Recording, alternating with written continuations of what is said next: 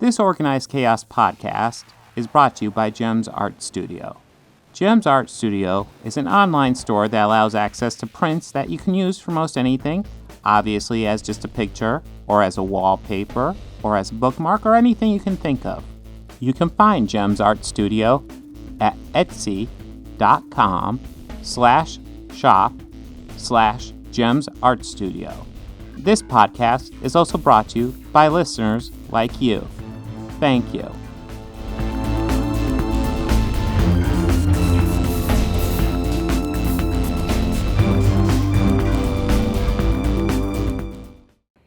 Well, Old is not the only Shymalan movie we'll be talking about. We got Signs here. And I am going to swing away for this one.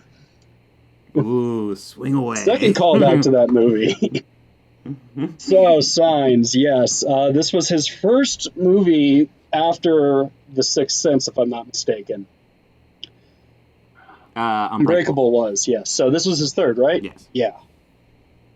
Third famous. I think he did something with Rosie O'Donnell beforehand that wasn't part of his I doing some research on M. Night, and when I discovered that when we get to talking about The Happening, where I'll divulge what I told you earlier about that and about Amazon, but I did see some earlier films that he had made prior to The Sixth Sense, and they are up on YouTube. There's one about him, where it's starring him, and it does look like a student film. Absolutely. Oh, it probably is. Although he does lots of shots that look like student films. He does, yeah. But in Signs in particular, I don't see too many of those offhand, but that story, no, had a lot of great potential. And I mean, I dig sci-fi as much as the next guy, and especially with contact with lives from other planets. Love that stuff. Bring it on. I just kind of felt like the aliens were just the footnote in the entire story. It just, the whole time, with the building of it and the suspense, wondering, hey, is it these two, other farmer brothers guys? They have some problems with us. Hey, and then that scene where they're at the store, the whole family's at the store, and they see them, and they act really scared and just tense around them. But they never go to confront them about, their suspicion, which I always kind of thought was weird, because I'm not familiar with that type, living that out in the rural country area about that. But I imagine that if I had a field of crops and some stuff like that happened, and there's word around town that these two guys are doing stuff like that, I'm going to go ask them about it, That's, exactly. It's like, A, you're trespassing, B, what the hell are you doing on my property? That's something that always really bugged me the most about that movie. It's like, why don't they just confront this guy? And then it seemed like all of that tension towards those two characters got shifted to M. Night's cameo, or obligatory cameo in that movie. Oh, yeah. And I kind of just thought, they just kind of got forgotten, and they were just kind of a stepping stone to that, which the M. Night thing was more of a stepping stone to the alien reveal video. And then they just kind of really turned out to be weaker than the aliens in War of the Worlds. Yeah, the whole... I love, the atmosphere. I love how, you have this family on a farm, and there's an alien invasion. Yeah. And, it really brings it to a personal level. Yeah, because a lot of those big, wide shots of the farm where you just see the field and that house just middle of nothing. That's great. That builds fear. I mean, I'm getting goosebumps just talking about those shots, those establishing shots. All of that is great, and even the lighting that he used in that when they thought those brothers were attacking the field, but it was really just the aliens, and it was pretty much Joaquin Phoenix and Mel Gibson about ready to beat the crap out of them with a baseball bat. And don't mess with Mel Gibson, Jesus Christ. I'd say don't mess with a drunk Mel Gibson, and oh God, at the risk of being a little taboo, don't be Jewish.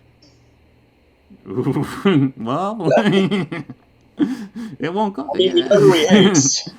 To quote Ricky Gervais. Just a bit. Quote Ricky Gervais. Well,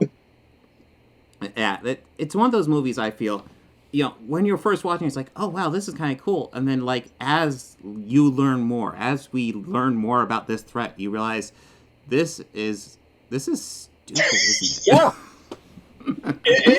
it really kind of just, it was a letdown for the sense of an alien science fiction movie. And yes, he has M. Night has a really great way of, like, story building and tension building. He's really good at that, and, like, doing it visually without even dialogue. Like, that Sixth Sense is a great example of that, too. Yeah. Like, where Haley Joel Osment's character is, like, slowly kind of going up those stairs, following the balloon. As, like, he's climbing up, you just kind of hear, like, the sound of the spirit that's in that cellar, and that hollow, like, wind tunnel sound as the sounds of the party start to fade down as he's rising up the stairs. That's A, great sound design, and B, just amazing, like, tension building. Yes, it's... Maybe? Yes, and I feel like a lot of that tension building is even better in science. Yeah, and the elements of it do really great with, like, even the cuts of the flashback. How you see most of it and then it stops. And then we go back to it, you kind of see some of what we already saw, but, we start a little bit earlier, and then we get to see a little bit more, and then it stops. And then they have that big reveal at the end, and then the metaphor came for Joaquin Phoenix to drink all the discarded water. And by the way, I mean, you're a parent, Bob. If you had a daughter who would be, or a kid who was leaving, like, half-drank glasses everywhere, you'd clean up after the kid, or would you just... Every night. Just, you don't leave it lying around. You don't leave... No dead soldiers. Yeah. It's... The more you think about these aliens, the more it's insane. It's like, hey, we're weak to water. Let's go to a planet with a high humidity level, and not only that, let's go there naked. Why not? Also the majority of the population of the planet and its inhabitants are made of 70% water. Yes. Yeah. Why not? These aliens, they like a challenge. We don't understand. I mean, they could have just been smart, like the Mars Attacks aliens, and just had some gum. Yeah, just mainly invading your ships. Hell, I mean, oh my God! Signs. I mean, great idea, really great idea. Terrible ending, and subpar execution. Mm-hmm. Yeah, no, that was definitely I was huge into Shymalan when that movie came out. I remember that. Because I was really pumped after Sixth Sense and Unbreakable. I was like, oh, the new M. Night Shyamalan. I was excited about that one, too. I went to the theaters with my cousins to go watch that opening weekend. Yes. So, I went with my family to see the opening weekend, and I was so excited. And then after I left, I was like, well, that wasn't as good.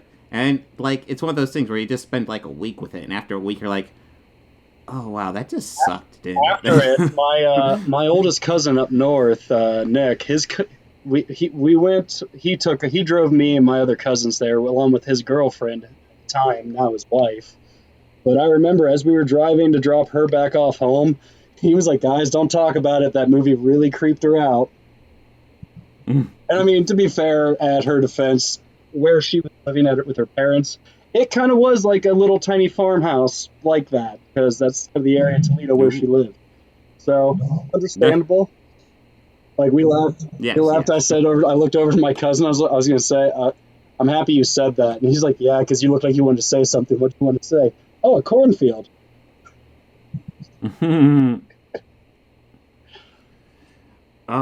Yeah, but I mean, he still can have like a really great idea and have it be really hated, but still have a small percentage appreciate it, like The Village for me. I liked that twist. I thought it was really good. I thought it was super predictable. Yeah, it might have been, but it was still, it's great. And it kind of really makes me think twice whenever I drive past one of those historic towns. Like, those tourist traps. I guess I would take a predictable twist over something like Old, where it's just like from left field. It's like, really? Yeah, I kind of saw it coming right after the reveal of the monster costume. Yeah. That's when I was like, well, where the hell could someone from this time period... Oh. Yeah, of course. Damn it.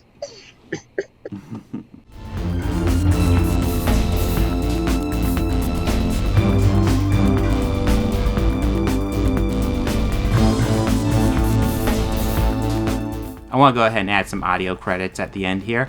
The theme music you're hearing at the beginning and end of this podcast was written and performed by George Johnson, a very good friend of mine. And my current Patreons are Fel Martins, David Lara, and Lindsay Pankhurst. If you'd like to become a patron, go ahead and follow the link down below. Anything you can provide would be incredibly helpful to this channel. We're barely limping by right now. I'd love to make this my full-time job, but I'm miles away from that right now. So any help you could provide, just $1 a month would be amazing. You know you want to. All your friends are doing it.